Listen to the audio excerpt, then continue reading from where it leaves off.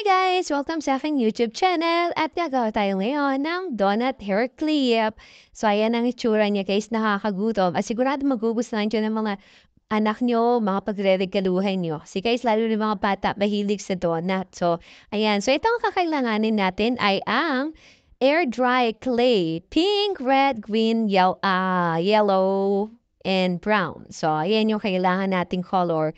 No? And UV resin, kailangan natin ng UV resin, alligator clip, glue gun. Ayan, syempre, ang una natin kukunin ay ang brown dahil gagawa tayo ng yung parang tinapay siya sa donut, no? So, eto guys ay mga laruan lang to ng mga bata na napag-isipan ko lang din na gawin siyang clay donut clay clip. Ayan, donut clay clip pen.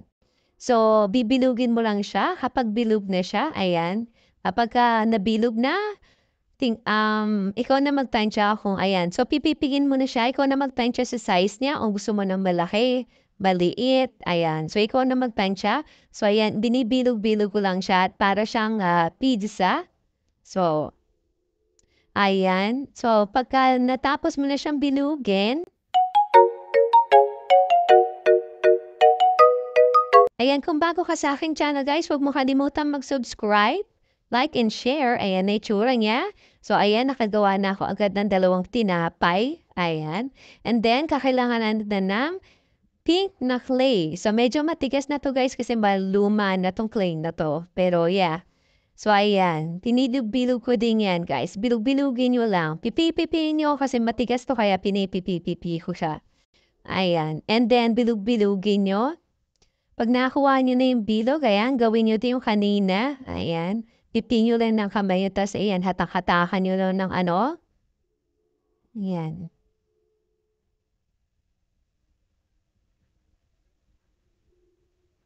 Ayan, kapag nakuha mo na yung sukat ng bilog, ayan, ilagay mo siya sa ibabaw. Ayan. So, siguro magugustuhan to ng mga bata, no? Ayan, tapos idinidikit ko lang siya doon sa tinapay. Ayan, sigurado magugustuhan 'to ng mga chikiting niyo, ng mga bata. Ayan, kasi ito talaga yung mga gusto nila, mga pagkain, 'no? Ayan, aware lang ha, kasi baka kainin ng mga bata, sabihin niyo hindi po ito pagkain, sabihin niyo ipit. And then kailangan natin 'yan, so para butasan natin yung donut sa gitna. Ayan, ayan. Baka mapagkamalan nila, akala nila pagkain ha. Ayan, medyo aware lang po tayo. And then, yeah. So, binubutasan ko siya ng dahan-dahan kasi medyo malambot yung clay. So, ayan. Kapagka nabutasan mo na siya, ayan, tansyahin mo lang. Ayan, nilalagyan ko na ng tira-tirang clay. Ayan, nilagyan ko ng brown na tira-tira. And then, kailangan natin ng yellow clay. Konti lang din, guys. Ayan, ang kakailangan natin konti lang. And then, bibilog-bilugin mo lang siya ng sobrang liliit para doon sa toppings. Ayan. So, ang cute niya kasi tingnan guys, napaka-colorful. Kaya sigurado magugustuhan 'to ng mga bata, mga chikiting niyo. Ayan, salamat po guys sa mga nanood ng video ko ngayon at kung natutuwa ka dito sa ginawa ko guys, huwag mo kalimutan na i-like, i-share, and mag-subscribe pa sa aking YouTube channel at mag-comment ka dyan sa chat box. Ayan, super appreciated ko po lahat ng mga nanonood ng aking mga video at kung meron kang isa-suggest, you can free na i-comment dyan sa chat box at magbabasa po ako ng mga chat. Ayan, maraming salamat po sa inyo guys. Sana na-enjoy niyo tong video na to hanggang dun sa dulo. Ayan, sana tapusin niyo tong video na to guys ha. Ayan, so maliliit na ano lang ang ginagawa ko. Ayan, and next is yung red naman ang ilalagay ko. Ayan. So, ganun din, konti lang din. And then, kurut-kurutin mo lang siya ng mga madiliit. Ayan, then bilog-bilugin mo lang. Ayan.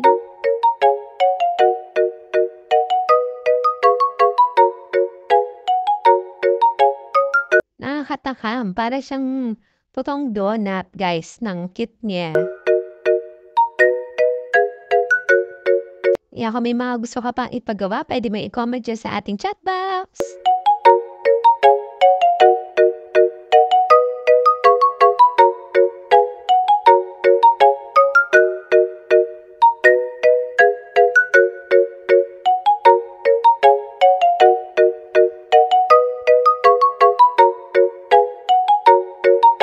na susunod naman ay ang green. Eto medyo bago-bago 'to kasi medyo wet pa yung clay niya. Pero mas maganda 'yan kung sa toppings kasi medyo maliliit nga yung ano. Ayan, may dumidikit sa mga kamay ko. So, yun na lang din yung nilalagay ko.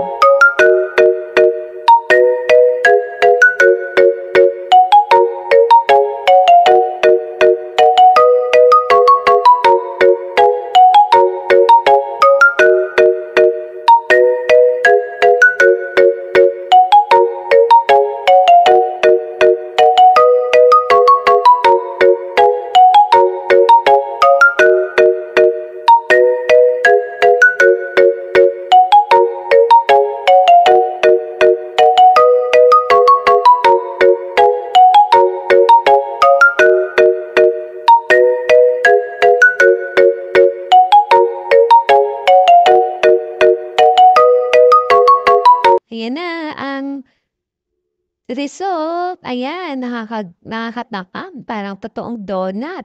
So, after niyan, nilagay ko siya sa pad. Ayan. Silicone pad, nilagay ko siya para hindi siya dumikit doon sa ano. Ayan. So, after niyan, ayan, lalagay tayo ng UV resin. Kailangan din natin yung silicone cup. Ayan. And then, ayan, konti lang tinilagay ko. Ayan. Then, brush. Wag niyong iba-brush na paano ha, dapat ano lang, yung parang tap, tap, tap lang. Para hindi matanggal yung mga tinikit nating ano, clay na toppings. Yan, ganyan lang. Tap, tap, tap lang yung gagawin nyo guys. Para hindi siya mawala sa pwesto. Ayan.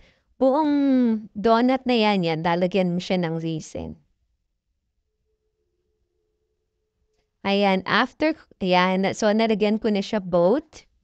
Ngayon, lulutuin na natin siya sa tandararan, tantan. Ayan, niluluto ko na siya sa UV resin. Ayan, dito natin niluluto itong donut natin. So, while waiting na maluto siya, so gagawa tayo ngayon dito sa alligator clip. Maglalagay tayo ng glue gun. And then, brown ribbon ang gagamitin natin para match siya dun sa donut. Ayan, yung brown ribbon.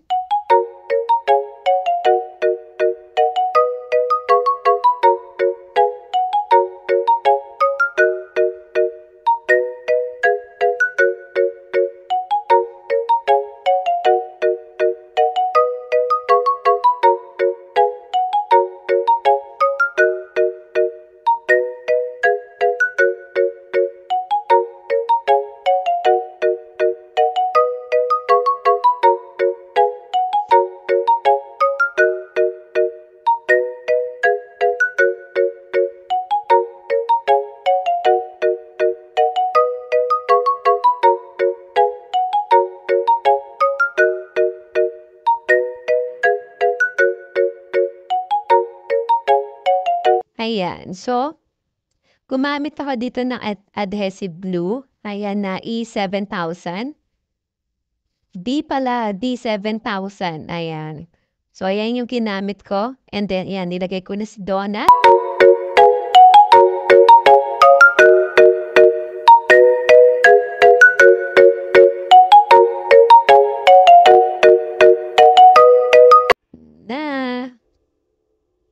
So, ayan na siya.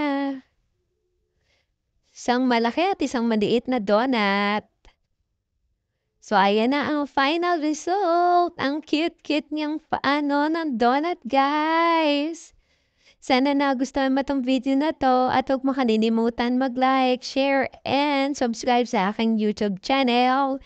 Ayan, sigurado magugustuhan ito ng mga bata. Kaya guys, thank you and God bless you. Thank you sa panonood. Bye everybody. See you on my next video. Bye.